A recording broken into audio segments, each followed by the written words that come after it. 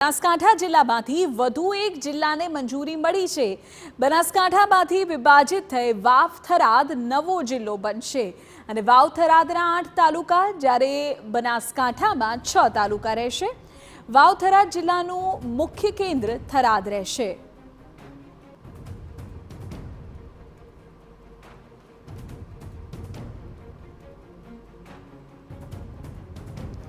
આ તરફ નવી નવ કોર્પોરેશનને પણ સત્તાવાર મંજૂરી અપાઈ છે। નવસારી, વાપી, મહેસાણા, નડિયાદ અને આણંદ કોર્પોરેશન બનશે।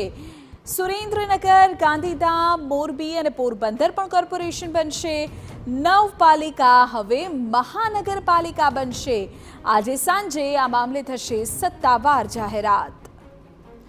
તો નવા વર્ષે નવી ભેટ આપવામાં આવી છે। આમ તો બનાસકાંઠા જિલ્લાને બે ભાગમાં વિભાજિત કરવામાં આવે એવી ઘણા સમયથી માંગણી થતી આવી છે, ત્યારે હવે વાવ, થરાદ અને બનાસકાંઠા એમ કુલ બે જિલ્લાનું નિર્માણ બે જિલ્લા ગણાશે, એટલે કે બનાસકાંઠામાંથી એક જિલ્લો અલગ છૂટો પડશે અને નવી નવ કોર્પોરેશન પણ બનશે, જેમાં સુરેન્દ્રનગર, ગાંધીધામ, મોરબી, પોરબંદરનો સમાવેશ થશે।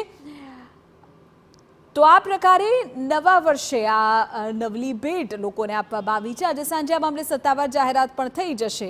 આપને કહી દઈએ કે બનાસકાંઠા એ જે વિસ્તાર છે તે એરિયાની દ્રષ્ટિએ ખૂબ વિશાળ છે અને પાછલા ઘણા સમયથી તેને બે ભાગમાં વિભાજિત કરવામાં આવે કે જેથી વ્યવસ્થા અને સંચાલન પણ સુચારુ રૂપે થાય અને સાથે સાથે લોકોને પણ વધુ ફાયદો થાય એ પ્રકારની માંગણી સતત ઉઠતી આવી છે, તેનો આજે નિર્ણય થઈ ગયો છે।